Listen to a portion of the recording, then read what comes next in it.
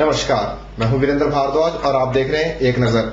लोकसभा चुनाव में हमीरपुर संसदीय सीट से जीत हासिल करने के बाद अब अनुराग ठाकुर के घर बधाई देने वालों का तांता लगा हुआ है।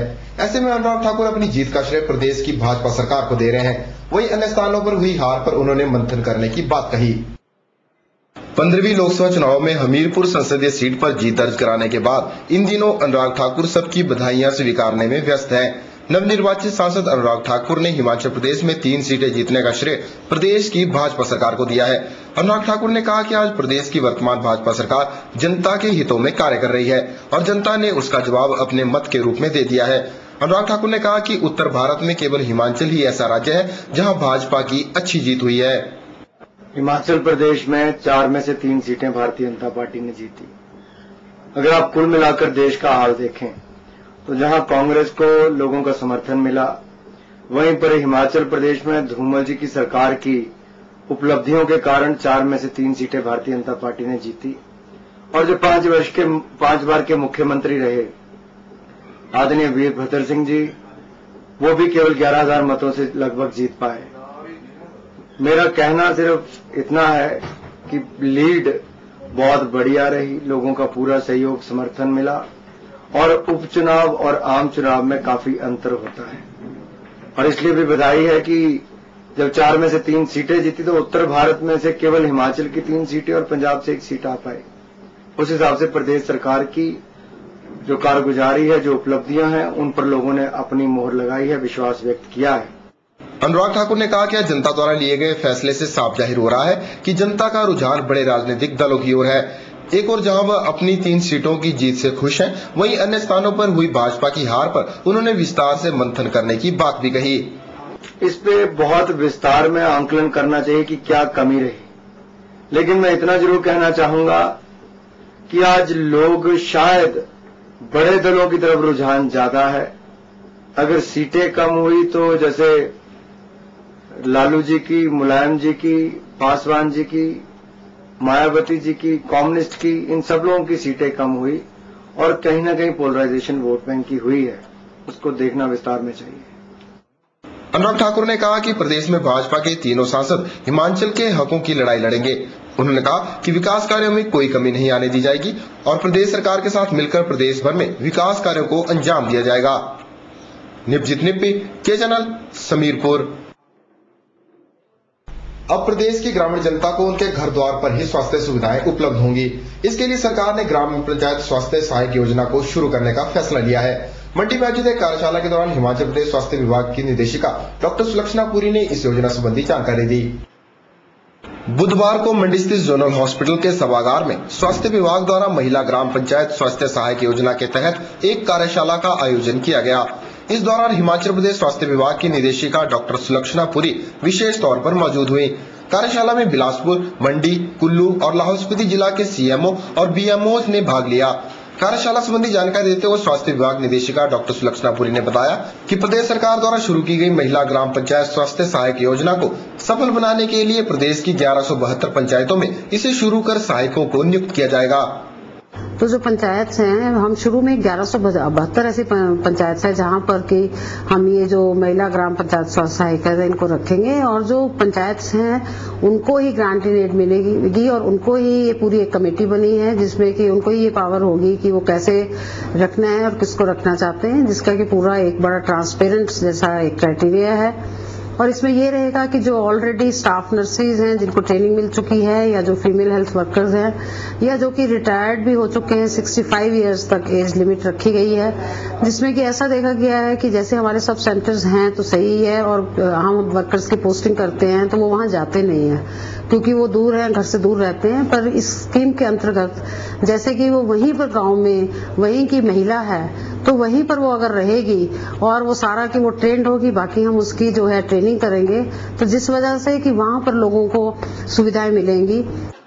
इस मौके पर सुलक्षणा पुरी ने इस योजना के अंतर्गत होने वाले कार्यों पर प्रकाश डालते हुए बताया कि अब लोगों को उनके घर द्वार पर ही स्वास्थ्य सेवाएं प्रदान की जाएंगी।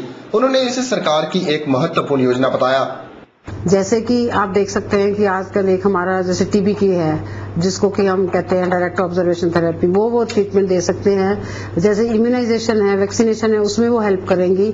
और उसके अलावा जितने हमारे नेशनल हेल्थ प्रोग्राम्स हैं, फिर जैसे डिलीवरीज की का है या फैमिली प्लानिंग मेथड्स हैं, उन सब में उनको किया जाएगा, ताकि जो जैसे हम कह सकते हैं कि जो सुविधाएं हैं घर द्वार पर ही उनको मिल जाएंगी और उनको दूर नहीं जाना पड़ेगा। और इस प्रकार जैसे कि जो प्रेग्नेंट मदर है, कहाँ पर हम क्या सर्विसेज देते हैं, वो उनको जो ये महिला ग्राम पंचायत स्वास्थ्य सहायिका है ये उन्हें बताएंगी और उनको बताएंगी कि जैसे कि कोई मदर प्रेग्नेंट हुई है तो वो उसको उसी टाइम की टेटनस लगना है या उसको एनीमिया है तो उसको आयरन मिलनी है, और हम इनको वो दवाइयां भी देंगे ताकि वो जो लोग हैं उनको वहीं पर दवाई मिल सके। और सुलक्षणा पुरी ने बताया कि प्रदेश के तीनों जोनों में सीएमओ और बीएमओ के साथ बैठक कर उन्हें इस योजना के बारे में जानकारी दी जा रही है और यही अधिकारी अपने अपने जिला में इस योजना को सफल रूप देंगे। निश्चित ही लोगों को घर द्वार पर स्वास्थ्य सेवाएं प्रदान करने के लिए सरकार द्वारा उठाया गया यह एक सराहनीय कदम है। ब्यूरो रिपोर्ट, के चैनल, मंडी। सरकारी और विभागीय उपेक्षा के चलते करीब 3 करोड़ रुपए की लागत से जोनल हॉस्पिटल मंडी में स्थापित की गई सीटी स्कैन मशीन पिछले 1 महीने से खराब पड़ी हुई है, लेकिन विभाग अभी तक इस मशीन को ठीक नहीं करवा पाया है। मशीन में बार बार हो रही खराबी कहीं प्राइवेट क्लिनिकों की मिलीभगत का परिणाम तो नहीं?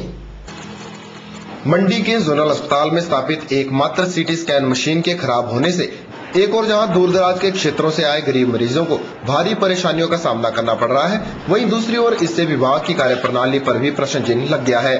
अंदेशा यह भी लगाया जा रहा है कि प्राइवेट क्लिनिकों की मिलीभगत इसके लिए जिम्मेवार हो सकती है। यहाँ पहुंचने वाला मरीज मानता है कि सरकारी अस्पताल में मशीन की खराबी से प्राइवेट सीटी स्कैन मशीन मालिकों का धंधा बढ़ जाता है। बताया जा रहा है कि लगभग 1 महीने पहले अस्पताल में लगी इस सीटी स्कैन मशीन ने काम करना बंद कर दिया था। विभाग ने उस वक्त मशीन का मदरबोर्ड जल जाने को एक कारण बताया था। मशीन खराब होने के कारण सीटी स्कैन करवाने आए गरीब मरीजों को महंगे दामों पर प्राइवेट क्लिनिकों पर सीटी स्कैन करवाना पड़ रहा है। प्राइवेट क्लिनिकों में सीटी स्कैन की फीस गरीबों की हालत और पतली कर रही है।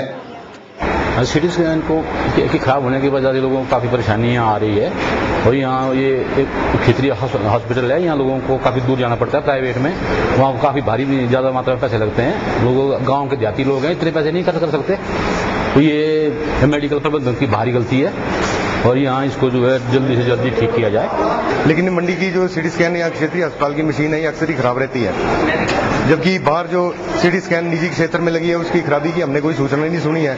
तो हमें तो ये शक हो रहा है कि कहीं जानबूझ के मशीन खराब तो नहीं की जा रही है ताकि जो निजी क्षेत्र का व्यवसायी है उसको फायदा पहुंचाया जाए।